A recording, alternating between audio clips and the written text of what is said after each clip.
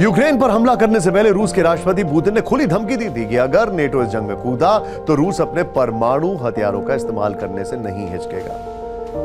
इसके बावजूद यूक्रेन को नेटो ने हथियार भी दिए और रियल टाइम इंटेलिजेंस भी। क्या पुतिन की धमकी खोखली थी? 2 साल से यूक्रेन को टैंक, तोप, मिसाइलें और फाइटर प्लेन देने के बाद नेटो अब 10 लाख ड्रोन जुटा रहा है। क्या नेटो के आधुनिक हथियार यूक्रेन में बेअसर हो चुके हैं? यूक्रेन में रूस बनाम नेटो की प्रॉक्सी वॉर की इनसाइड स्टोरी क्या है? देखिए हमारा यह एपिसोड, हेकड़ी द ग्लोबल ग्रिडलॉक।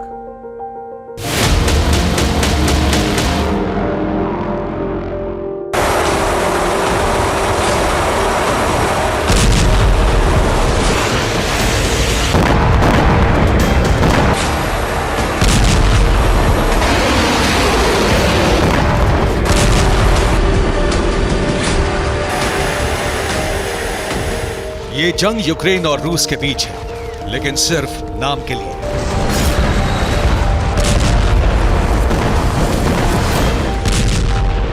असल में ये युद्ध रूस और अमेरिका की अगुवाई वाले नेटो की है।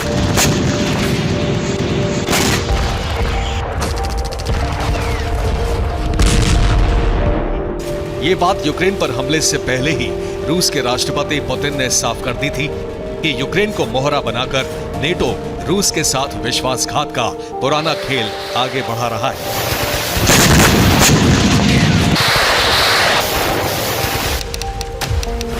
एक फरवरी 2022, क्रेमलिन, मॉस्को, रूस। राष्ट्रपति पुतिन ने नेटो के जिस झूठे वादे की याद दिलाई, उसकी कहानी कोल्ड वॉर के अंत के समय शुरू हुई थी।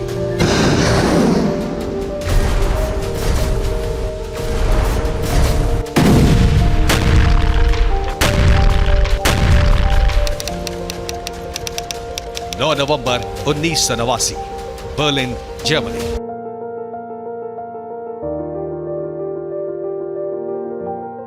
अमेरिका और सोवियत संघ के बीच शीत युद्ध की शुरुआत बर्लिन की जिस दीवार की शक्ल में सामने आई, वो दीवार उस दिन टूट गई।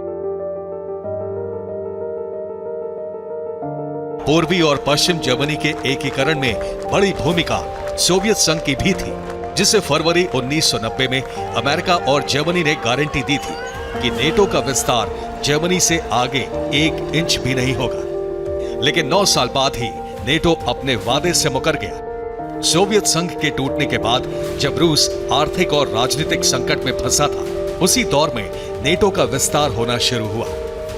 12 मार्च 1999 से 29 मार्च 2004 के बीच सिर्फ 5 साल में चेक गणराज्य, Hungary, Poland, Bulgaria, Estonia, Latvia, Lithuania, Romania, Slovakia और स्लोवेनिया नेटो में शामिल हो चुके थे। नेटो और रूस के बीच अब सिर्फ यूक्रेन, जॉर्जिया और बेलारूस थे। साल 2008 में जॉर्जिया और यूक्रेन को नेटो में शामिल करने की प्रक्रिया शुरू हुई। रूस ने मान लिया कि अमेरिका उसे हेकड़ी दिखा रहा है।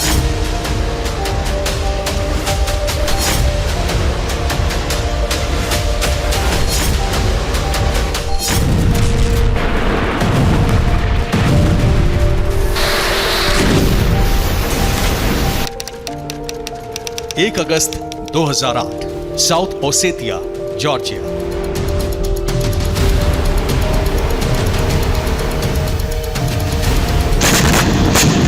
नेटो की हेकड़ी का जवाब देने और नेटो को अपनी सीमा से दूर रखने के लिए रूस ने जॉर्जिया पर हमला कर दिया। सिर्फ 2 हफ्ते में रूस की सीमा से सटे जॉर्जिया के 2 बड़े शहर अब्खाजिया और साउथ ओसेतिया पर रूस का कब्जा हो चुका था।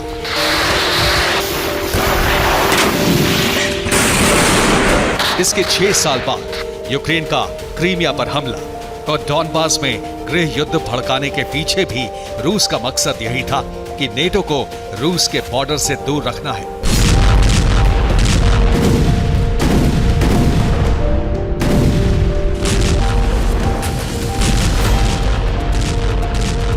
इसके बाद भी जब यूक्रेन नहीं माना और नेटो ने यूक्रेन को उकसाया, तो पुतिन ने आखिरी चेतावनी भी नेटो को ही दी।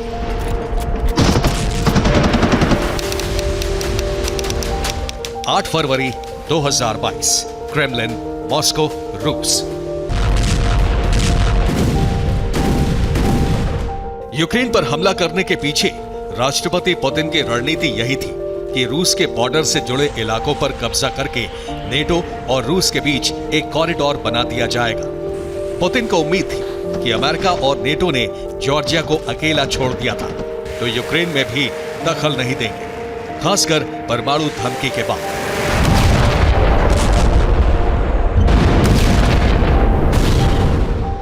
यूक्रेन पर रूस के हमले के शुरुआती दिनों में यही हुआ। अमेरिका और नेटो ने यूक्रेन को उसके हाल पर छोड़ दिया।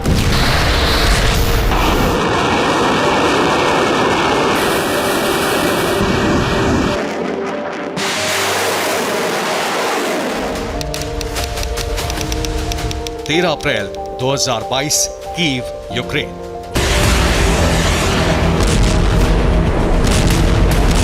इसी के बाद अमेरिका और नेटो के सदस्य देशों ने यूक्रेन को हथियार भेजने की रफ्तार बढ़ा दी। सितंबर 2022 में यूक्रेन के राष्ट्रपति ज़ेलेंस्की ने दावा किया कि सर्दियों के 3 महीने रूस पर बहुत भारी पड़ेंगे।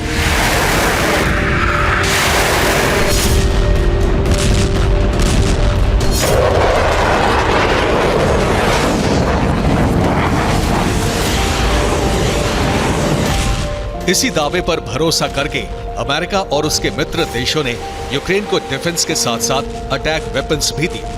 लेकिन 2022 के बाद 2023 की सर्दियां भी बीत गईं। रूस को हराने का यूक्रेन का सपना और नेटो का प्लान दोनों नाकाम ही रहा। इस जंग में रूस की सैन्य क्षमता पर सवाल खड़े किए तो अमेरिका और नेटो के आधुनिक हथियारों की भी पोल खुल गई।